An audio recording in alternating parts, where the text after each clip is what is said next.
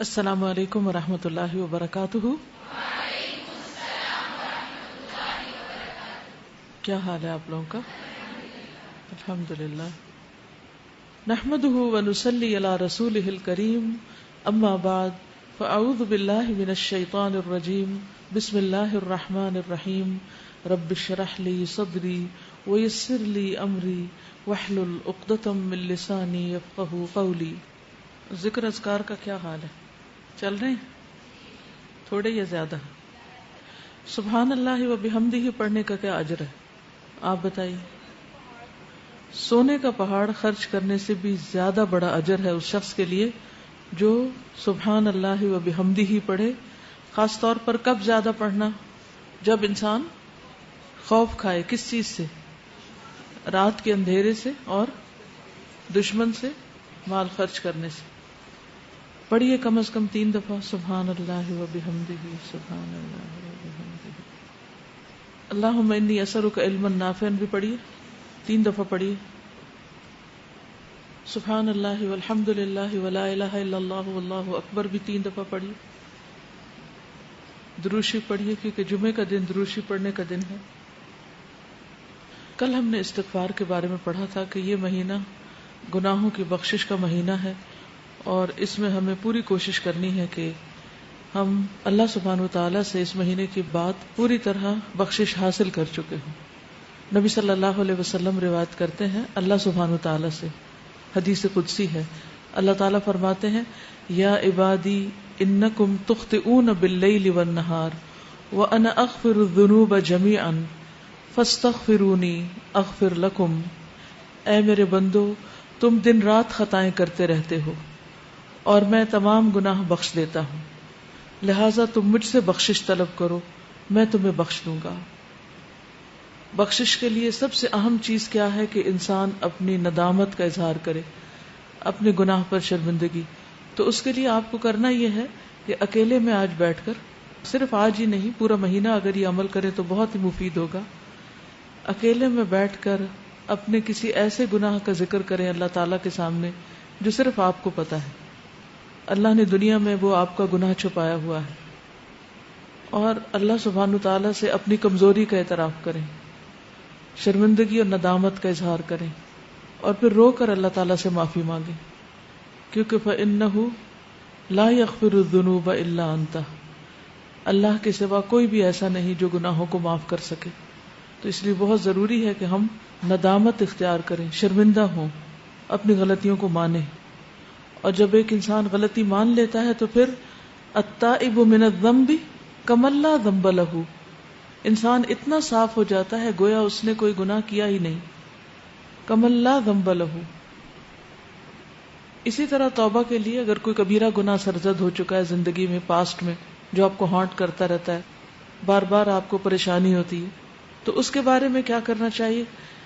رسول اللہ صلی اللہ علیہ وسلم نے فرمایا جب کسی بندے سے کوئی گناہ سرزد ہو جائے پھر وہ اچھی طرح وضو کرے، پھر کھڑا ہو اور 2 رکعت نماز ادا کرے، پھر اللہ تعالیٰ سے بخشش مانگے تو اللہ تعالیٰ اسے ضرور معاف کر دیتے ہیں. پھر آپ نے یہ آیت تلاوت فرمائی والذین اذا فعلوا فاحشة او ظلموا انفسهم ذکروا اللہ فاستغفروا لذنوبهم ومن يغفر الذنوب الا اللہ ولم يصروا على ما فعلوا وهم يعلمون.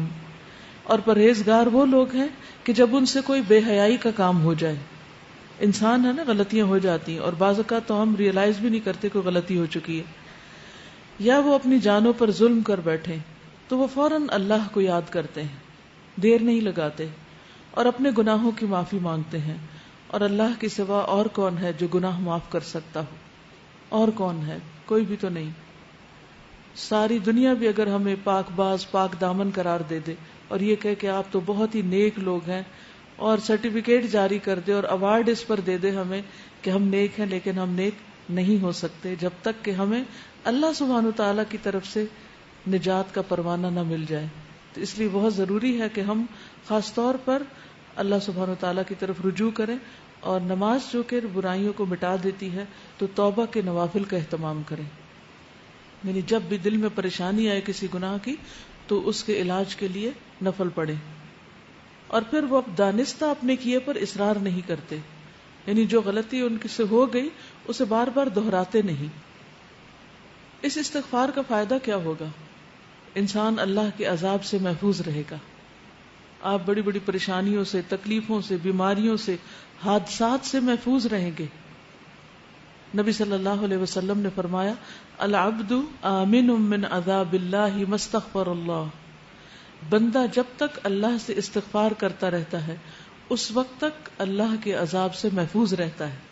جیسے قرآن مجید میں بھی آتا ہے نا کہ اللہ ان کو عذاب نہیں دے گا جب تک کہ وہ استغفار کرتے رہیں۔ تو آپ کے اندر کسی بھی قسم کا اگر کوئی خوف ہے، بعض اوقات کچھ لوگوں کو فوبیاز ہوتے ہیں، یہ چھت نہ مجھ پہ گر پڑے، یا بلندی پہ جانے کا خوف ہوتا ہے، یا اپنی جان مال اولاد کے بارے میں کوئی بھی خوف ہوتا ہے، کسی بھی قسم کا کوئی خوف آپ کو جب ستاتا ہے اپنے مستقبل کا، بڑھاپے کا، آخرت کا، تو ان سب سے بھی نجات پانے کا ذریعہ یہی ہے استغفار، کیونکہ العبد آمن من عذاب اللہ ما استغفر اللہ، بندہ اللہ کے عذاب سے امن میں ہے، اللہ تعالیٰ ایسے بندے کو عذاب نہیں دے گا جب تک کہ وہ استغفار کرتا رہتا ہے۔ انسان کے گناہ خواہ آسمان کی بلندیوں تک پہنچ جائیں، لیکن اگر وہ اللہ سے معافی مانگتا ہے تو اللہ تعالیٰ اس کو معاف کر دیتا ہے، اور اللہ تعالیٰ کو اس کی کوئی پرواہ نہیں۔ یعنی ایک تو یہ ہوتا ہے نا کہ ہم جیسے کسی کو معاف کر کے بھی معاف نہیں کرتے، بار بار وہی غلطی دوسرے کی دہراتے رہتے ہیں، یا اپنے آپ کو رلاتے رہتے ہیں، یا اس پر تکلیف محسوس کرتے ہیں۔ لیکن اللہ سبحانہ وتعالیٰ اتنی وسعت والا ہے، علم والا ہے، حلم والا ہے کہ اس کو کسی بھی ایسی چیز کی کوئی پرواہ نہیں کہ وہ کس کا کتنا بڑا قصور معاف کر دے۔ اس کے خزانوں میں کوئی کمی نہیں آتی، اس کے لیے کچھ مشکل نہیں، نہ اس کے اندر بخل ہے اور نہ کسی قسم کا کوئی حسد ہے، وہ خوشی سے معاف کرتا ہے۔ بس شرط یہ ہے کہ ہم معافی مانگنے والے ہوں۔ اور ہر انسان خطا کار ہے، اور بہترین خطا کار وہ ہیں جو بہترین اور بہت زیادہ توبہ کرنے والے ہیں، التوابون ہیں۔ اور پھر یہ بھی خوشخبری ہے کہ آپ کے گناہ نیکیوں میں بدل جائیں گے، یعنی جو غلطیاں، کوتاہیاں، کمیاں ہو گئی وہ الٹا نیکی میں بدل جائیں گی۔ اور خصوصاً جب انسان استغفار کرتا ہے اور جیسے کوئی نیا مسلمان ہوتا ہے۔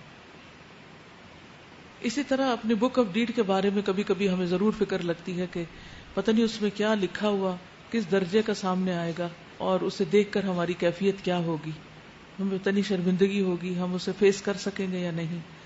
تو جو شخص چاہتا ہے کہ اپنا صحیفہ دیکھ کر خوش ہو جائے، اسے چاہیے کہ استغفار کی کثرت کر دے، کیونکہ اس میں سے وہ سارے انوانٹیڈ چیزیں رب ہو جائیں گی، اریز ہو جائیں گی، صاف ہو جائیں گی۔ جیسے بچے کام کرتے ہیں نا، ہوم ورک کرتے ہیں اور بڑے کانشیسلی کرتے ہیں، پھر اگر کوئی ایکسٹرا ڈاٹ بھی لگ جائے تو فوراً ربڑ لے کے اس کو مٹانے لگتے ہیں، یا وائٹنر لے کے اس کو، کہ یہ نظر نہ آئے۔ تو اسی طرح ہم بھی ہر روز اپنا ہوم ورک کر رہے ہیں آخرت کے لیے، اور کچھ نہ کچھ دھبا اس میں لگا ہی بیٹھتے ہیں، نہ چاہتے ہوئے بھی کہیں نہ کہیں کچھ ہو جاتا ہے۔ تو اس کے لیے بہترین طریقہ کیا ہے کہ ہم ساتھ ہی استغفار کا وائٹنر پھیر دیں، اور اتنا خوبصورت رجسٹر ہو کہ دیکھ کے دل خوش ہو جائے۔ جیسے ایک ٹیچر بچے کا کام دیکھ کر خوش ہو جاتی ہے نا کہ ایکسیلنٹ، بہت ہی بہترین ہے۔ تو اللہ سبحانہ وتعالی ہمارا عمل دیکھیں اور خود ہم اس کو دیکھیں تو ہم خوش ہو جائیں۔ آپ صلی اللہ علیہ وسلم نے اس شخص کو خوشخبری بھی دی ہے، طوبی لمن وجد فی صحیفته استغفارا کثیرا۔ اور اس کے لیے ہمیں کرنا کیا چاہیے؟ اپنی زبان میں بھی استغفر اللہ کہیں، اللہ سے معافی مانگیں، اور مختلف جو استغفار کی دعائیں ہیں ان کو پڑھیں۔ انشاءاللہ ایک نیا کارڈ بھی بن رہا ہے جس میں سارے استغفار قرآن مجید سے اور مسنون جتنی بھی دعائیں استغفار کی ان سب کو جمع کریں، تاکہ کوئی کسر نہ چھوڑیں اللہ سبحانہ وتعالیٰ سے معافی مانگنے کی ہر طریقے سے۔ کیونکہ بعض اوقات ہوتا ہے نا، ایک انداز میں بات کرنا اللہ تعالیٰ کو پسند آتا ہے، اور بعض اوقات ایک اور انداز میں زیادہ افیکٹو ہوتا ہے۔ تو ہمیں نہیں پتا کہ کون سا طریقہ اللہ کو زیادہ پیارا ہو، تو ہم سارے ہی طریقے اختیار کر لیتے ہیں تاکہ اللہ تعالیٰ ہمیں معاف فرما دے۔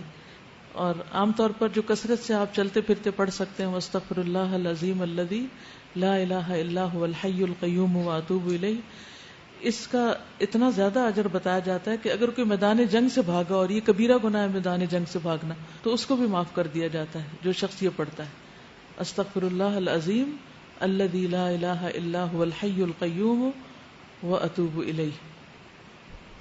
پھر اسی طرح یہ ہے کہ انسان کو اس بات کی بھی توقع رکھنی چاہیے کہ میرے اس استغفار سے میرا رب خوش ہو رہا ہے، کیونکہ وہ اونٹنی والی جو حدیث آتی ہے کہ اللہ تعالیٰ اس بندے سے زیادہ خوش ہوتا ہے جس کو صحرا میں کھوئی ہوئی اونٹنی مل جاتی ہے۔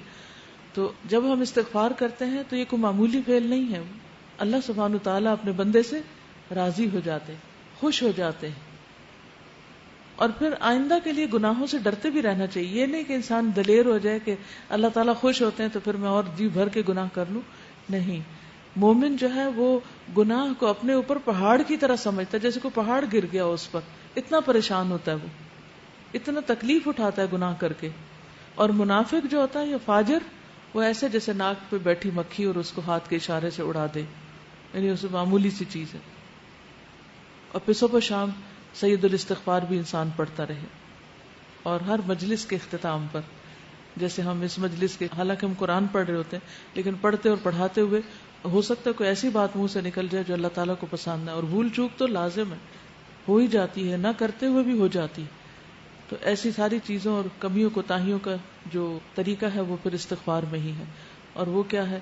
سبحانک اللہم و بحمدک اشہد ان لا الہ الا انت استغفرک و اتوب الیک. اور نبی صلی اللہ علیہ وسلم تو دوران مجلس بھی استغفار پڑھا کرتے تھے. رب اغفر لی وتوب علی انک انت التواب الرحیم, 70 سے 100 بار تک. ہم تو ایک کام کرنے لگتے ہیں دوسرا بالکل بھول جاتے ہیں, ہمیں تو یاد ہی نہیں رہتا. تو دوران مجلس بھی آپ استغفار پڑھتے رہتے ہیں. اور پھر سب سے بڑی بات یہ ہے کہ دلوں کی صفائی ہوتی رہتی, دل چمکتے رہتے ہیں.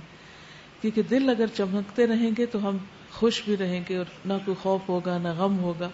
اور جو بھی مزید کام کریں گے ان کی کوالٹی بھی بڑھ جائے گی. مثلا اگر ہم نماز پڑھیں گے تو نماز کی کوالٹی بڑھ جائے گی. چلیے آگے چلیں.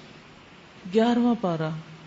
يعتذرون إليكم إذا رجعتم إليهم قل لا تعتذروا لن نؤمن لكم قد نبأنا الله من أخباركم وسيرى الله عملكم ورسوله ثم تردون إلى عالم الغيب والشهادة فينبئكم بما كنتم تعملون سيحلفون بالله لكم إذا انقلبتم إليهم لتعرضوا عنهم فأعرضوا عنهم إنهم رجس ومأواهم جهنم جزاء بما كانوا يكسبون يحلفون لكم لترضوا عنهم فإن ترضوا عنهم فإن الله لا يرضى عن القوم الفاسقين. شروع کرتی ہوں اللہ کے نام سے جو بے انتہا مہربان نہایت رحم فرمانے والا ہے. جب تم پلٹ کر ان کے پاس پہنچو گے تو یہ طرح طرح کے عذر پیش کریں گے, مگر تم صاف کہہ دینا کہ بہانے نہ کرو, ہم تمہاری کسی بات کا اعتبار نہ کریں گے. اللہ نے ہم کو تمہارے حالات بتا دیے ہیں, اب اللہ اور اس کا رسول تمہارے طرز عمل کو دیکھے گا, پھر تم اس کی طرف پلٹائے جاؤ گے جو کھلے اور چھپے سب کا جاننے والا ہے, اور وہ تمہیں بتا دے گا کہ تم کیا کچھ کرتے رہے ہو. تمہاری واپسی پر یہ تمہارے سامنے قسمیں کھائیں گے تاکہ تم ان سے صرف نظر کرو, تو بے شک تم ان سے صرف نظر کر ہی لو, کیونکہ یہ گندگی ہیں اور ان کا اصلی مقام جہنم ہے جو ان کی کمائی کے بدلے میں انہیں نصیب ہوگی. یہ تمہارے سامنے قسمیں کھائیں گے تاکہ تم ان سے راضی ہو جاؤ, حالانکہ اگر تم ان سے راضی ہو بھی گئے تو اللہ ہرگز ایسے فاسق لوگوں سے راضی نہ ہوگا. یہاں کچھ لوگوں کا ذکر کیا جا رہا ہے جو اپنے کام نہ کرنے کے عذر بہانے لے کر نبی صلی اللہ علیہ وسلم کی خدمت میں پیش ہونے والے تھے. اشارہ ہے ان منافقین کی طرف جو جنگ تبوک میں شریک نہیں ہوئے تھے اور عذر بہانے کر کے پیچھے رہ گئے تھے. اس کے علاوہ کچھ اور لوگ بھی تھے جو حقیقی معذور تھے. ان کے بارے میں پچھلی آیات میں اللہ سبحانہ و تعالی بہت بہترین طریقے سے ان کے دفاع میں بات کر چکے ہیں کہ اللہ سبحانہ و تعالی ان سے راضی ہے, لیکن ان لوگوں سے اللہ سبحانہ و تعالی اپنی ناراضگی کا اظہار کر رہے ہیں. حقیقی معذور کون ہوتا ہے؟ جو بیمار ہو یا جس کے پاس کسی قسم کے وسائل نہ ہو کوئی نیک کام کرنے کے لیے, اور خصوصاً اللہ کے دین کے لیے جد و جہد اور کوشش کرنے کے لیے یا جہاد فی سبیل اللہ کے لیے, یعنی مال نہ ہو, صحت نہ ہو, وقت ایسا نہ ہو کہ وہ اس کے لیے لگا سکے, یعنی اپنی جسمانی بیماریوں یا تکلیفوں کی وجہ سے، یا اس پر کچھ ایسی ذمہ داریاں ہوں کہ جن کی وجہ سے وہ اس کے پاس بالکل کچھ موقع ہی نہیں یا اسباب سفر ہی نہیں، تو ایسا شخص اپنی سچی نیت کی وجہ سے اللہ سبحانہ وتعالیٰ کے ہاں معذور قرار پاتا ہے. جیسا کہ غزوہ تبوک سے واپسی پر آپ صلی اللہ علیہ وسلم نے فرمایا کہ مدینہ میں کچھ لوگ ایسے ہیں کہ تم نے کوئی راستہ نہیں چلا اور کوئی وادی طے نہیں کی مگر وہ برابر تمہارے ساتھ رہے. انہیں عذر نے روک لیا تھا. عذر تو منافقین نے بھی پیش کیے تھے اور عذر ان سچے مسلمانوں نے بھی پیش کیے یا اپنے دل میں رکھے، لیکن ان کو ہر اجر میں شریک قرار دیا گیا اور ان کو فاسق و فاجر قرار دیا گیا اور سخت ناراضگی کا اظہار کیا گیا. بظاہر دیکھنے میں ایک ہی عمل ہے لیکن دو بالکل مختلف انجام ہیں. تو ہر انسان کو جب بھی دین کا کوئی کام نہ کر پانے کی وجہ دینی ہو تو ضرور اپنے اندر سوچے کہ اس کا یہ عذر اللہ کے ہاں بھی قابل قبول ہے اور حقیقی عذر ہے یا صرف بہانے ہی ہیں. تو یہ کون لوگ تھے جن کے عذر قبول کیے گئے؟ یہ وہ لوگ تھے جن کے اندر نصح، خیر خواہی تھی، دین کے لیے سچی وفاداری تھی اور وہ دلی طور پر اس عمل میں شریک تھے. ان کا شوق تھا، ان کی تمنا تھی، ان کی آرزو تھی، اور جب موقع نہیں ملا تو ان کی آنکھیں آنسو بہا رہی تھی، ان کے اندر حزن تھا اور وہ عام طور پر احسان کے درجے پر فائز تھے. تو ایسے لوگوں کے لیے اللہ سبحانہ وتعالی مہربان تھے اور ان کے لیے وہ پورا اجر لکھ دیا گیا جو جہاد میں شریک ہونے والوں کے لیے لکھا گیا تھا. اس کے برعکس ان کے بارے میں یہ فرمایا کہ اللہ ان سے راضی ہونے والا نہیں اور یہ بالکل جھوٹے لوگ ہیں، اور ان کے نفاق کے بارے میں اللہ سبحانہ وتعالی نے فیصلہ کر دیا کہ دراصل یہی منافق ہیں. کہا جاتا ہے کہ یہ تقریباً 82 افراد تھے جن کے بارے میں نبی صلی اللہ علیہ وسلم کو بائی نیم خبر دے دی گئی تھی کہ یہ کون کون حقیقی منافق ہیں. ابو سعید خدری کہتے ہیں کہ رسول اللہ صلی اللہ علیہ وسلم کے زمانے میں چند منافق ایسے تھے کہ جب آپ جہاد پر تشریف لے جاتے تو یہ لوگ آپ سے پیچھے مدینہ میں رہ جاتے اور رسول اللہ صلی اللہ علیہ وسلم سے پیچھے رہنے پر بہت خوش ہوتے کہ ہمارے بہانے کام آ گئے، اور پھر جب نبی صلی اللہ علیہ وسلم مدینہ واپس آتے تو عذر کرنے لگتے اور قسمیں کھانے لگتے، اور ایسے باتوں پر پھر وہ خوش بھی ہوتے، بلکہ ان کو ایسے کام پر تعریف ملنا پسند آتا جو انہوں نے کیا نہیں ہوتا تھا. تو یہ بھی منافقت کی ایک علامت ہے کہ انسان اس تعریف پر خوش ہو جو اس کے کام کی نہ ہو، کام کسی اور کا اور کریڈٹ اس کو مل رہا ہو.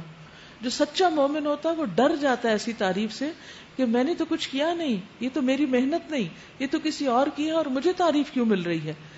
لیکن جو منافقت ہوتی ہے اس کے طور طریقے ہی کچھ اور ہوتے ہیں جن کا یہاں ذکر کیا گیا. پھر فرمایا یہ بدوی عرب کفر اور نفاق میں زیادہ سخت ہیں اور ان کے معاملے میں اس امر کے امکانات زیادہ ہیں کہ دین کے حدود سے ناواقف رہیں جو اللہ نے اپنے رسول پر نازل کیا ہے. اللہ سب کچھ جانتا اور حکیم و دانا ہے، علیم خبیر ہے. حدیث میں آتا ہے کہ جو دیہات میں سکونت اختیار کرے گا وہ سخت مزاج ہوگا، کیونکہ وہاں کا ماحول ہی سخت ہوتا ہے، پڑھنے لکھنے کے مواقع نہیں ہوتے، ادب آداب اور تمیز عام طور پر نہیں ہوتی، تو ان کا کلچر ہی مختلف ہوتا ہے. اس کلچر کو بھی تبدیل کیا جا سکتا ہے دین کی تعلیمات کے ذریعے. یہ نہیں کہا گیا کہ دیہات والے کو برے لوگ ہوتے ہیں، کہنے کا مطلب یہ ہے کہ وہاں علم کی کمی سے، ادب کی کمی سے اور ذہنی کاموں کی کمی کی وجہ سے عموماً لوگوں کے اندر اخلاقی طور پر اور معاملے میں سختی پائی جاتی ہے، اور اسی وجہ سے وہ دین کو قبول کرنے میں بھی سخت مزاج واقع ہوئے ہیں. لیکن ان بدویوں میں ایسے ایسے لوگ موجود ہیں جو راہ خدا میں کچھ خرچ کرتے ہیں. انہی بدویوں میں، کیونکہ یہ دیہات میں رہنے والے ہیں، بدو ہیں، تو یہ جب خرچ کرتے ہیں اللہ کے راستے میں تو اسے اپنے اوپر زبردستی کی چٹی سمجھتے ہیں، یعنی زکوٰۃ کو جرمانہ سمجھتے ہیں، اور تمہارے حق میں زمانے کی گردشوں کا انتظار کر رہے ہیں کیونکہ دین کی سمجھ جو نہیں. حالانکہ بدی کا چکر خود انہی پر مسلط ہے اور اللہ سب کچھ سنتا اور جانتا ہے. لیکن سارے بدوی بھی ایک جیسے نہیں. انہی بدویوں میں کچھ ایسے لوگ بھی ہیں جو اللہ اور روز آخر پر ایمان رکھتے ہیں اور جو کچھ خرچ کرتے ہیں اسے اللہ کے ہاں تقرب کا اور رسول صلی اللہ علیہ وسلم کی طرف سے رحمت کی دعائیں لینے کا ذریعہ بناتے ہیں. ہاں وہ ضرور ان کے لیے تقرب کا ذریعہ ہے اور اللہ ضرور ان کو اپنی رحمت میں داخل کرے گا. یقیناً اللہ درگزر کرنے والا اور رحم فرمانے والا ہے. ان اللہ غفور الرحیم.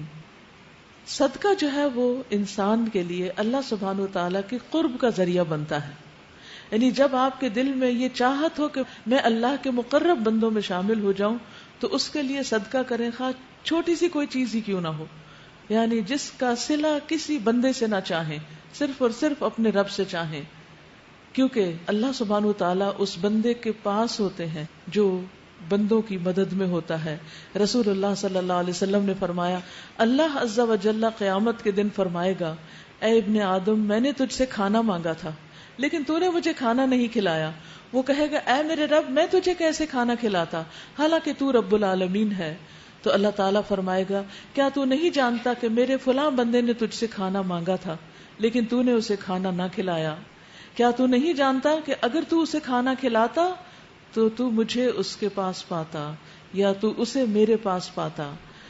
اے ابن آدم، میں نے تجھ سے پانی مانگا لیکن تو نے مجھے پانی نہیں پلایا.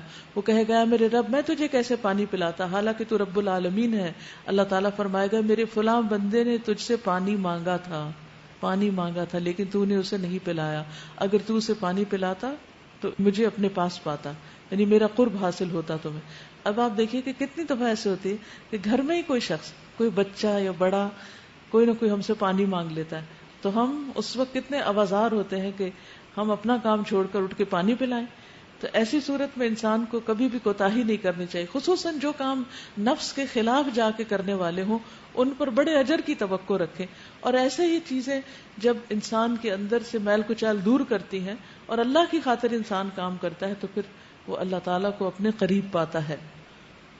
والسابقون الأولون من المهاجرين والأنصار والذين اتبعوهم بإحسان رضي الله عنهم ورضوا عنه وأعد لهم جنات تجري تحتها الأنهار خالدين فيها أبدا ذلك الفوز العظيم.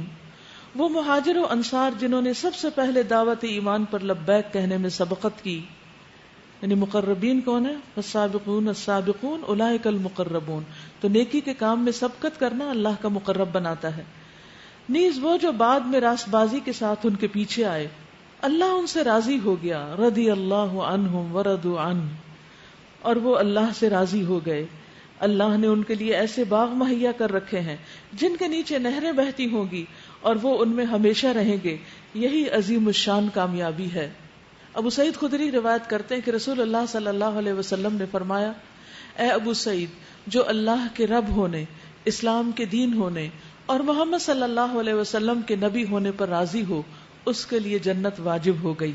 یعنی اگر ہم راضی ہیں تو پھر اللہ سبحانہ وتعالیٰ بھی ہم سے راضی ہے اور جنت کا وعدہ ہے جس کا ذکر اس آیت میں بھی آیا ہے. ابو سعید نے اس بات پر تعجب کا اظہار کیا تو عرض کیا، اے اللہ کے رسول صلی اللہ علیہ وسلم، آپ ذرا دوبارہ بتا دیجئے کہ کون کون سی چیزیں ہیں. کیونکہ وہ سمجھ رہے تھے کہ بہت کوئی مشکل سا کام کرنے کو کہا جائے گا، لیکن یہ سارا تو دل کا معاملہ تھا کہ دل کے اندر جھانک کے دیکھو کہ کیا اس بات پہ راضی ہو کہ اللہ تمہارا رب ہے. کیونکہ رب جو ہے وہ خالق، مالک اور مدبر بھی ہے. تمہارے بارے میں اس کی جو تدبیر ہے کیا اسے ایکسپٹ کرتے ہو؟ تمہاری جو تقدیر ہے کیا اسے مانتے ہو؟ یہ ہے رب کو رب ماننا. اور پھر دوسری چیز دین کے اسلام ہونے پر راضی ہونا اور محمد صلی اللہ علیہ وسلم کے اللہ کا نبی ہونے پر راضی ہونا کہ جو کچھ آپ نے دیا وہ سب برحق ہے اور ہمارے فائدے کا ہے. وَمِمَّنْ حَوْلَكُمْ مِنَ الْأَعْرَابِ مُنَافِقُونَ، تمہارے گرد و پیش جو بدوی رہتے ہیں ان میں بہت سے منافق ہیں، اور اسی طرح خود مدینہ کے باشندوں میں بھی منافق موجود ہیں جو نفاق میں طاق ماہر ہو گئے ہیں. تم انہیں نہیں جانتے، ہم ان کو جانتے ہیں. قریب ہے وہ وقت جب ہم ان کو دوہری سزا دیں گے، پھر وہ زیادہ بڑی سزا کے لیے واپس لوٹ جائیں گے. دوہری سزا سے مراد دنیا کی سزا اور قبر کی سزا، قبر کا عذاب ہے، اور بڑی سزا سے مراد قیامت کے دن کی سزا ہے. وآخرون اعترفوا بذنوبهم خلطوا عملا صالحا وآخر سيئا عسى الله ان يتوب عليهم ان الله غفور رحیم. کچھ اور لوگ ہیں جنہوں نے اپنے قصوروں کا اعتراف کر لیا ہے، ان کا عمل مخلوط ہے، کچھ نیک ہے اور کچھ بد. بعید نہیں کہ اللہ ان پر پھر مہربان ہو جائے، کیونکہ وہ درگزر کرنے والا اور رحم فرمانے والا ہے. اے نبی صلی اللہ علیہ وسلم، تم ان کے مال میں سے صدقہ لے کر انہیں پاک کرو اور نیکی کی راہ میں انہیں بڑھاؤ اور ان کے حق میں دعائے رحمت کرو، کیونکہ تمہاری دعا ان کے لیے وجہ تسکین ہوگی. تو اب آپ دیکھیے خلطوا عملا صالحا وآخر سیئا، اس کو انڈر لائن کریں، کیونکہ یہ ہم میں سے اکثریت کا حال ہے کہ کچھ نیک کام کر لیتے ہیں اور پھر کچھ خرابیاں کر لیتے ہیں. تو جو لوگ اس کیفیت سے گزر رہے ہیں ان کو امید بھی رکھنی چاہیے عسى الله ان يتوب عليهم، کہ اللہ مہربان ہوگا کیونکہ اللہ غفور الرحیم ہے. لیکن دوسری طرف پھر صدقہ، آپ دیکھ رہے ہیں مسلسل صدقے کا حکم آ رہا ہے، کیونکہ صدقہ جو ہے وہ انسانوں کے جو گناہ ہیں اور جو انسانوں کی تکلیفیں ہیں ان کو دور کرنے کا ذریعہ بنتا ہے. تو فرمایا جن لوگوں کے اعمال صالح اور غیر صالح ملے جلے ہیں ان کے لیے کیا کرو، ان سے صدقہ لے کر ان کو پاک کرو اور ان کے حق میں دعائیں رحمت کرو. تو جو صدقہ دے گا انشاءاللہ اس کے لیے نبی صلی اللہ علیہ وسلم کی دعائیں بھی کام آئیں گی، اور پھر یہ دعائیں ان کے لیے وجہ تسکین ہوں گی. اللہ سب کچھ سنتا اور جانتا ہے. الم یعلموا ان اللہ هو يقبل التوبۃ عن عباده ويأخذ الصدقات وان اللہ هو التواب الرحیم. آگے پیچھے اللہ کی صفات آ رہی ہیں. کیا ان لوگوں کو معلوم نہیں کہ وہ اللہ ہی ہے جو اپنے بندوں کی توبہ قبول کرتا ہے اور ان کی خیرات کو قبولیت عطا فرماتا ہے، اور یہ کہ اللہ بہت معاف کرنے والا اور رحیم ہے. تو توبہ کے ساتھ ساتھ استغفار کے ساتھ ساتھ صدقہ خیرات کی کثرت. اور جب انسان صدقہ خیرات کرتا ہے بظاہر کسی انسان کو دے رہا ہوتا ہے، کسی کو کھلا رہا ہوتا ہے، کسی کو پلا رہا ہوتا ہے، کسی کی عیادت کر رہا ہوتا ہے، کسی خاص کام میں کسی پروجیکٹ میں لگا رہا ہوتا ہے، وہ یوں لگتا ہے جیسے بندوں پر احسان ہو رہا ہو، حالانکہ وہ دراصل اللہ سبحانہ وتعالیٰ کے ہاتھ میں دیا جا رہا ہوتا ہے. اور پھر وہ اس کو ہماری نیتوں اور خلوص کے مطابق بڑھاتا ہے. ہاں دنیا میں بظاہر ضائع ہوتا ہی کیوں نہ نظر آئے، لیکن جب ہمارا دل اللہ کی طرف متوجہ ہوتا ہے، یعنی صدقہ دیتے ہوئے بھی والقلب متوجہ الی اللہ، تو اللہ سبحانہ وتعالیٰ اس کی قبولیت میں کئی گنا اضافہ کر دیتے، اور وہیں پر جا کر وہ رکتا ہے جتنا جتنا ہمارا اخلاص ہوتا ہے. جتنا زیادہ اخلاص ہوگا اور اللہ کے لیے کیا ہوگا اتنا زیادہ اس کا گراف ہائی ہوگا. پھر یہ ہم پر ہے کہ ہم اپنے لیے کیا چاہتے ہیں. وَقُلِ اعْمَلُوا فَسَيَرَى اللَّهُ عَمَلَكُمْ وَرَسُولُهُ وَالْمُؤْمِنُونَ، ان لوگوں سے کہہ دو کہ تم عمل کرو، اللہ اور اس کا رسول اور مومنین سب دیکھیں گے کہ تمہارا طرز عمل اب کیا رہتا ہے. یعنی پہلے جو غلطیاں تم سے ہو گئی، اب آئندہ اچھے کام کرنے کی کوشش کرو، کیونکہ اللہ تعالیٰ اچھے عمل دیکھ رہا ہے. پھر تم اس کی طرف پلٹائے جاؤ گے جو کھلے اور چھپے سب کو جانتا ہے، اور وہ تمہیں بتائے گا کہ تم کیا کرتے رہے ہو. کچھ دوسرے لوگ بھی ہیں، وآخرون مرجون لأمر اللہ اما يعذبهم واما يتوب علیہم واللہ علیم حکیم. کچھ دوسرے لوگ ہیں جن کا معاملہ ابھی اللہ کے حکم پر ٹھہرا ہوا ہے، انتظار میں، پینڈنگ ہے. چاہے انہیں سزا دے، چاہے ان پر اثر نو مہربان ہو جائے، اللہ سب کچھ جانتا اور حکمت والا ہے.